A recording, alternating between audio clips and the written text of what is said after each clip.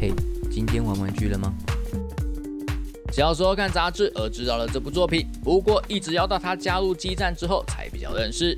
本集来看看由万代出品的《High Metal R 眼镜斗拳涡轮特装型》，登场于作品《装甲骑兵》系列。意外的这部老作品，除了本片共52话之外，还有相当多数量的 OVA 还有外传哦。叙述一个架空的银河正在发生非常长期的战争，主角则是一位失去幼年记忆的战士，在不知作战目的为何的一次次战役之中，借有遇见的伙伴还有女主角之后，渐渐找回自己的人性还有生存的意义。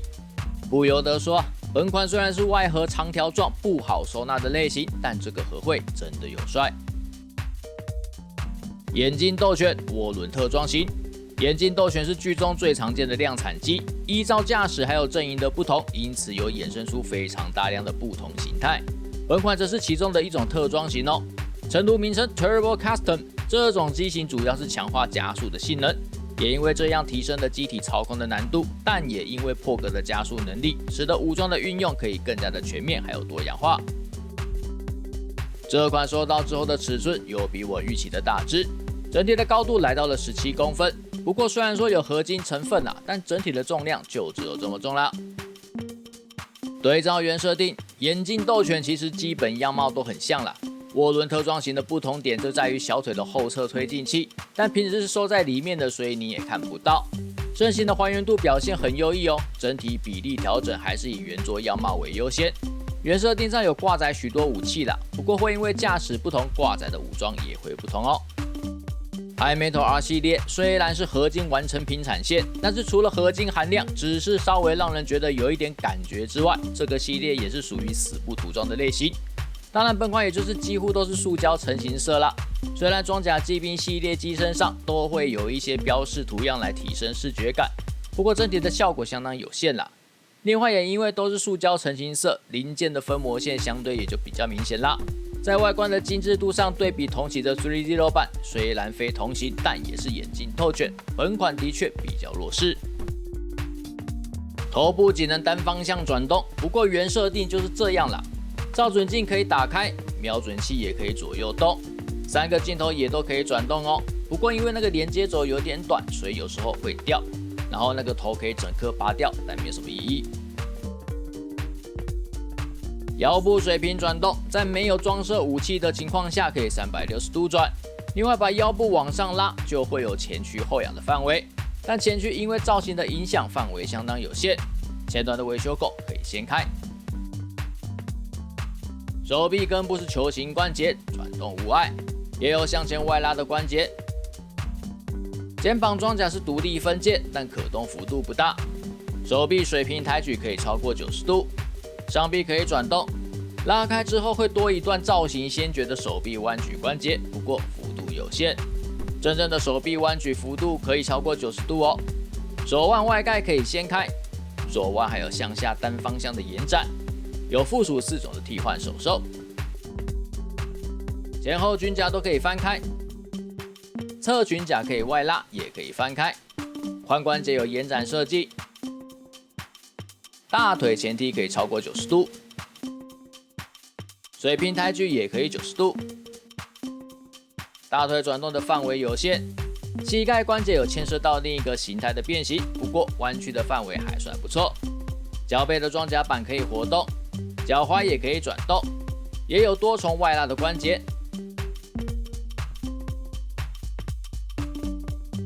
接地性不错，脚掌前端有一段关节。最后，脚底的轮子是真的可以滚动之外，两侧的订正是真的可以延伸出来哦。本款可以重现原作的降载模式，脚踝关节拉出来，髋关节往下，然后将大腿往后。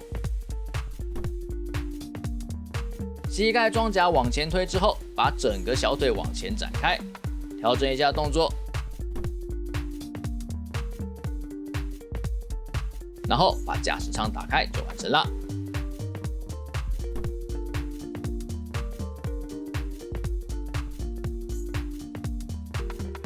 驾驶舱打开了，我们就顺势看看里面有没有很舒适。狭小的驾驶舱基本上没有其他多余的空间可以放个人小物。座椅不可调，看起来很难坐。顶部的内侧是有细节刻画的，然后会看到零件的汤口。控制器面板也有细节，但没有精致涂装，只有一片黑。操纵器是可动的，操纵杆也可以翻折。有附属驾驶人偶一尊，因为可以坐进驾驶舱，所以尺寸不大。而这次并没有指定这个驾驶是谁，所以就是个通用的驾驶服造型。有基本的可动、头转、手转弯举，腿部都有一定的可调范围。不过重点还是在坐进驾驶舱的动作啦，所以不要太过期待。有附属2个握拳的手手，还有一把右手握住的枪。会附这把枪应该表示本款附的还是主角本人吧。涡轮特装型就在于小腿后侧收纳了2具加速器，加速器展开之后，内部的收纳空间也有细节的刻画哦，但是没有涂装。加速器根部具有关节，可以调整位置。喷嘴有银色的涂装，轮子也跟脚底的一样，是真的可以滚动的哦。左右2手臂都可以重现喷射圈，直接拉开就好。手臂里的伸缩管也有银色的涂装哦，不过并没有重现退弹机制。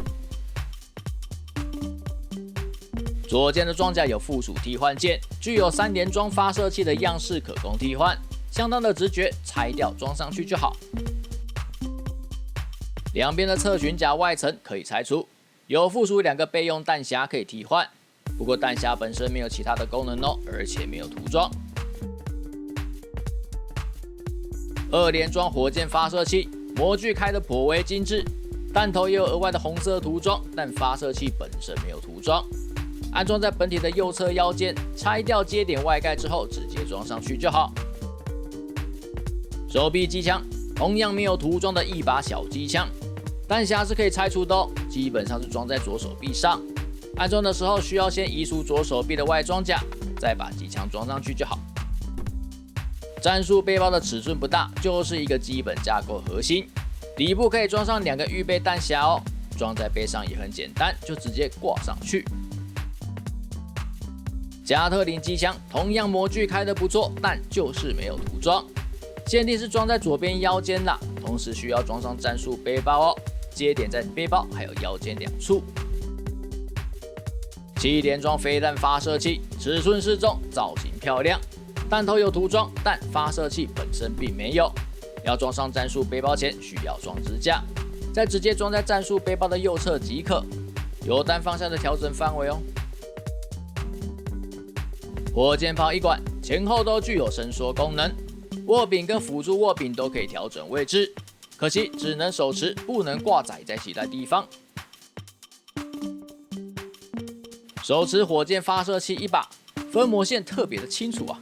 辅助握把可以转动，后面的枪托可以拉开，侧面的弹匣也可以移除哦。重型机枪一把，尺寸不小，造型不错，部分的位置有上银漆，但也仅是这样。辅助握柄可以转动，右侧可以挂载弹匣，机枪可以把枪头还有枪托给拆掉，换成短式的枪管哦。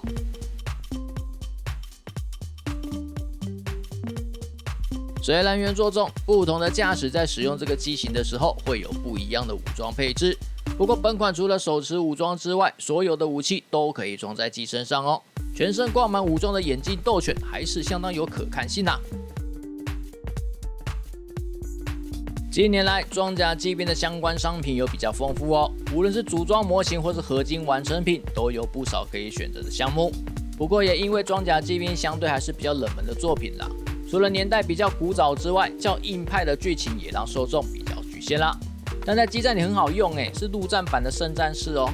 本款在把玩性层面上没什么问题，关节紧实度适中，虽然合金量不大，但扎实感不错。附属武装较为丰富，所以搭配起来也比较多元。但本款的缺点还是在于外观上过于阳春啊。毕竟同期有316版那个做旧涂装专门户。虽然并没有出涡轮特装版，而只有一般的眼镜斗犬，但对比 High Metal R 之前的眼镜斗犬，316版的售价还是比较亲民啦。不过尺寸比本款略小就是。总之，本款有点难说推或是不推啦。但就把玩性层面上，我自己是玩得蛮开心的啦，毕竟武器比较多嘛。但若是外观先决的话，是可以再多想想或再多等等就是。就这样，记得点赞、订阅、分享，拜拜。